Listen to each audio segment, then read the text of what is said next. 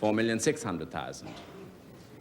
4,800,000. The paintings of this period are among the most familiar images in art. The greatness of the artists is a commonplace of Western culture. It's yours. But the Impressionists started out as radicals. When it was first exhibited, their art was rejected as disturbing, inept, incomprehensible, even immoral. Why were people so hostile? What was the accepted art of the period? In mid-19th century France, as so often in the story of the art of the West, art was a serious business loaded with political significance. It was used by the rulers not only to embody their ideals of beauty, but to enshrine the values which in their eyes underpinned a civilized and stable society. And art which didn't do that could be the object of contempt, of fear, and even of repression. There could hardly be a better example of what the official establishment art of the time looked like than this building, the Paris Opera House. It was constructed at vast cost. 10 lives were lost in building it, 500 houses destroyed to make way for it, all to celebrate the values of French bourgeois metropolitan culture and the stability and continuity of its political life. In fact, this stability had been undermined by the Franco-Prussian War and the Siege of Paris in 1870. Then, in the following year, 1871, the people of Paris seized control of the city. But the Commune was overthrown with terrible brutality.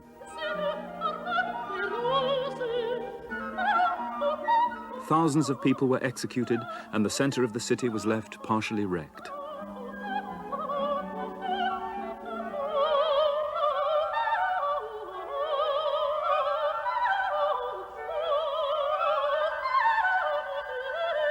The opera was begun before the Franco-Prussian War, but only completed and opened after the crushing of the Commune.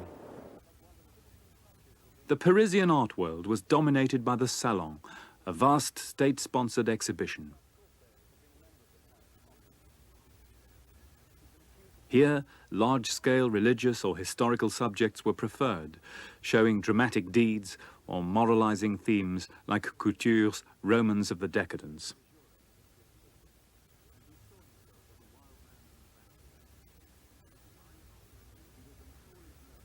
Highly popular, too, were images of beautiful women presented in settings remote in time or place, in classical antiquity or an imaginary Orient.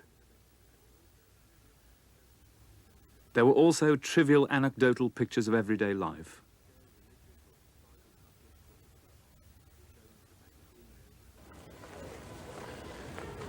Courbet's egalitarian ideas, his rejection of academic art, his insistence on being true to the appearance of the modern world as he saw it, all had a great influence on Manet and the Impressionists. But the modernity which they thought they should confront and portray in their art was not that of the country, but of the city, with its new classes, its parks, its suburbs, and its fashionable life. Baudelaire himself made a pioneer plea for a new art of the city when he said that the true artist will be he who snatches from the life of today its epic quality, who makes us see and understand how great, how poetic we are in our cravats and our patent leather boots. Edouard Manet outlived Courbet by only a decade, but his work seems to belong to a different era. His own position as a fashionable man in the monde and demi-monde was not unusual, but this world had not hitherto been regarded as suitable raw material for art.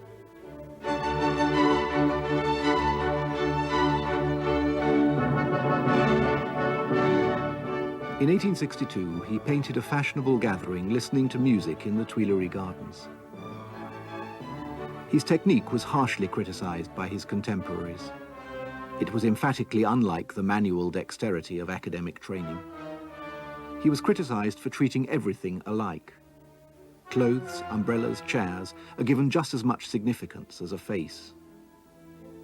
The picture was contrived to seem artless, a personal response to his optical experience. And this in itself was an attack on academic hierarchies, of the face over the body, of the hero over the ordinary person in the street.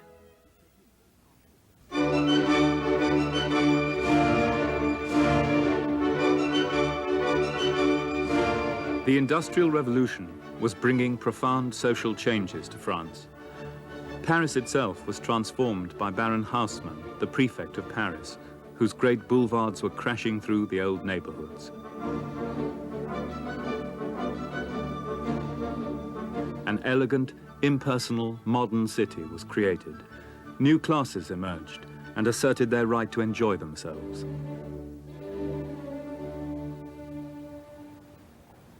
Taking their cue from Manet, younger artists began to paint aspects of modern city life. But the city they observed was often an uncertain, anonymous place. It offered alienation as well as adventure.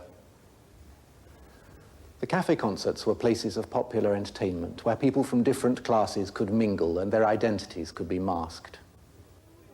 Edgar Degas, in particular, explored places like these with an extraordinary variety of techniques, increasingly using pastel as a means of combining color with drawing. Ce que je suis heureuse, ma chère, j'en perds la tête. Ah, ce n'est pas de l'amour pour plaisanter. Du beau Raoul, j'ai su faire la conquête. Je suis aimée et je peux m'en vanter. Cet amant-là m'a déjà fait connaître le désespoir, les pleurs, etc. Il voulait même me jeter par la fenêtre. Ah, quel plaisir quand on vous aime comme ça. Quand on vous aime, quand on vous aime. In the way he arranged his compositions, Degas looked to the example of the Japanese color print, whose customary viewpoints and cut-off compositions suggested ways of presenting his vision of the modern world. Quand il me fait une caresse, j'emporte la marque et j'ai les bras tout bleus. À son désir, souvent, je me dérobe, car pour m'aimer, je sais que cet être-là va me déchirer mon jupon et ma robe. Ah, quel plaisir quand on vous aime comme ça. Quand on vous aime, quand on vous aime, quand on vous aime comme ça. Quand tu veux bien m'emmener à la promenade, selon des chemins couverts et poussiéreux. Si passe quelqu'un, Raoul devient maussade, il faut tout de suite, tout de suite, tout de suite que je baisse les yeux. Pierre-Auguste Renoir painted a far more involved and festive vision of the era. The forms of the figures are dissolved into a play of patches of warm and cool color, which suggest the fall of sunlight through the trees. By this focus on the surface of appearances, Renoir treats the modern world as a spectacle, rather than creating the sort of moral narrative favored by academic artists.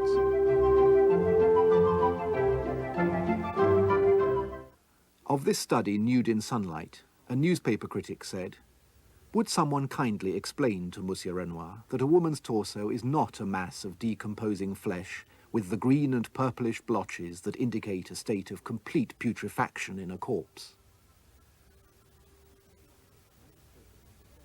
His La Loge was shown at the first Impressionist exhibition in 1874. This exhibition was an explicit rejection of the Salon because it was jury-free. All subscribers had a right to display their work.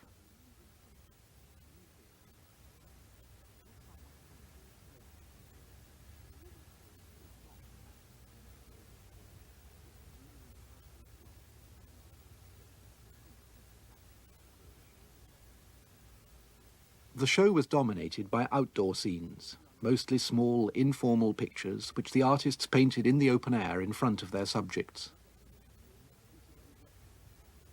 Most critics welcomed the initiative of the exhibition, but many also complained that the works were unfinished, with their visible brushwork and their imprecise definition of form.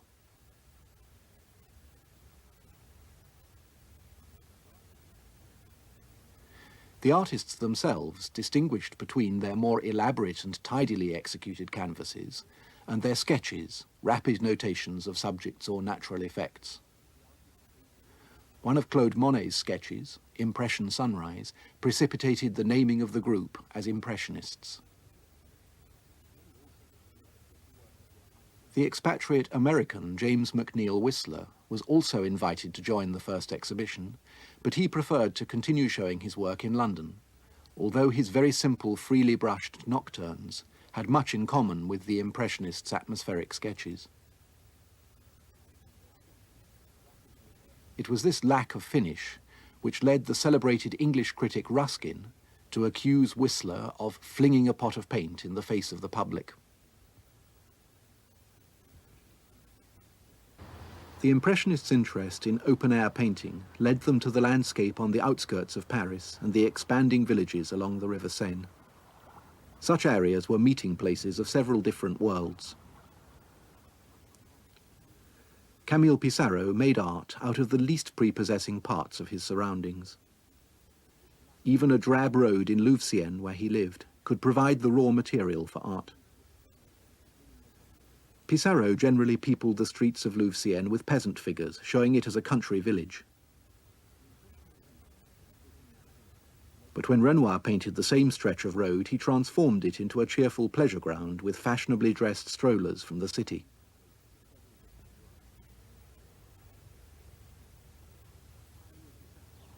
Monet lived for 5 years at Argenteuil on the River Seine.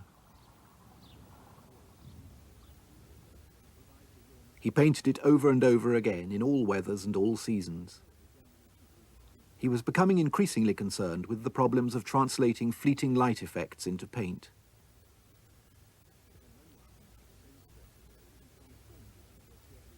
But he continued to explore the many different facets of the place.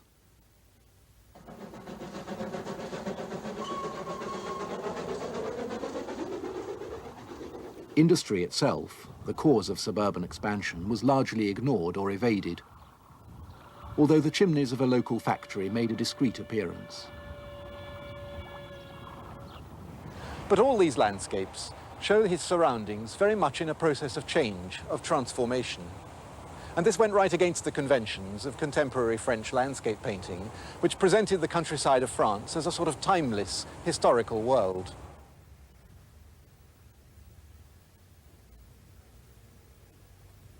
Pissarro, who was an anarchist and a socialist, was one of the few Impressionists who tried to come to terms with the industrial landscape itself. By the early 1880s, in part because of commercial failure, the project of painting modern life began to be abandoned. Most of the group, by now in middle age, were in retreat from explicitly modern subjects, and they began to leave the city. Renoir became preoccupied with the nude in an increasingly timeless traditional way.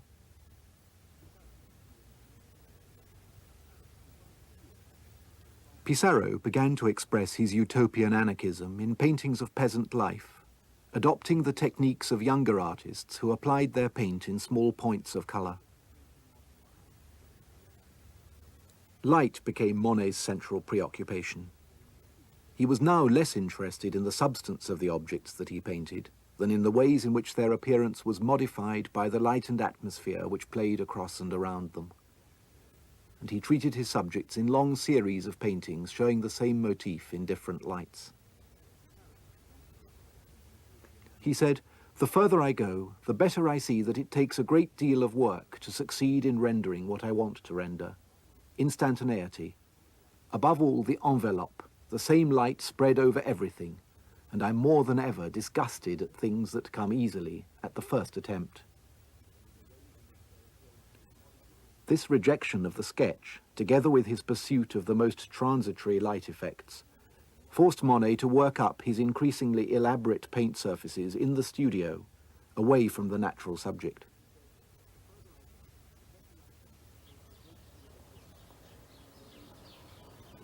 Eventually, he solved this predicament with his retreat into a world that he made for himself, a world in which nature was brought within a few yards of his front door and regularly weeded by his 6 gardeners.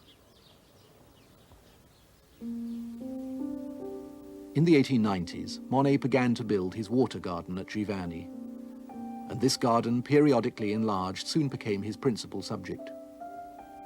Nature here was organized according to his exact specifications, and the light played across a world all of his own design.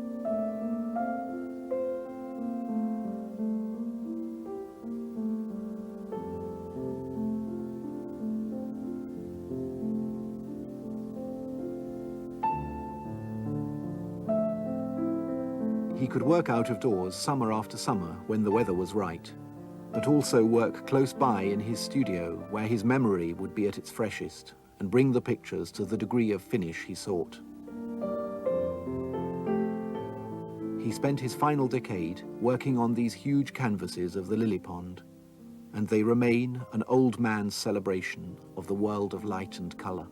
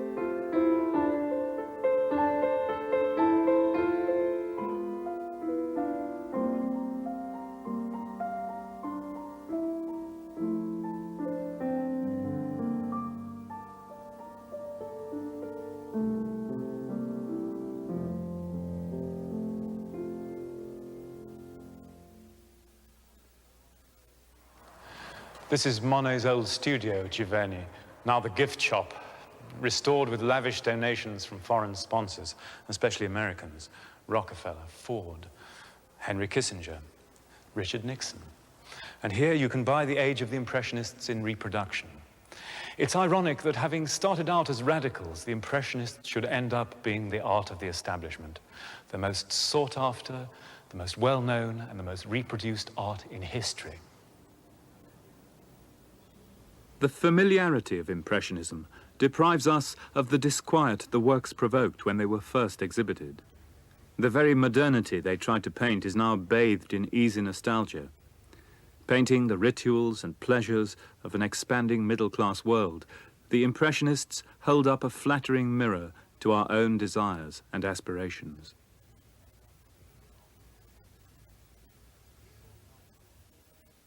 Here at the restaurant Fournaise, at Chatou by the River Seine, a group of people sit on a sunlit balcony, surrounded by the trappings of material well-being: food, drink, nice clothes, easy friendship, happy in themselves, confident in their world.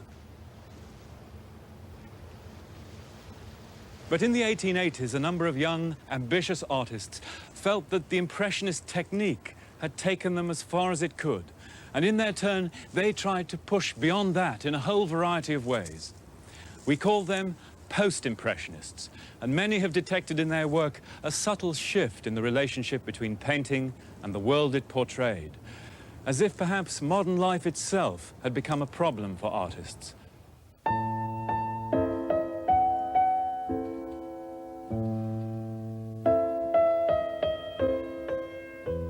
In 1886, Georges Seurat exhibited his monumental work, Sunday Afternoon, on the island of the Grand Jatte.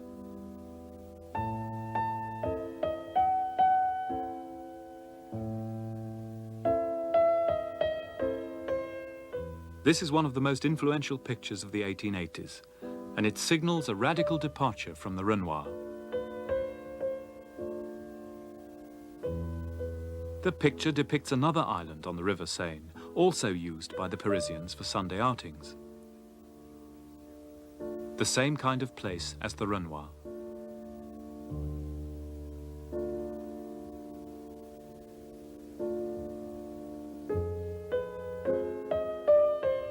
But Seurat painted people from a variety of classes, strangers to one another, and he painted them in a way which expresses a radically different experience of such places.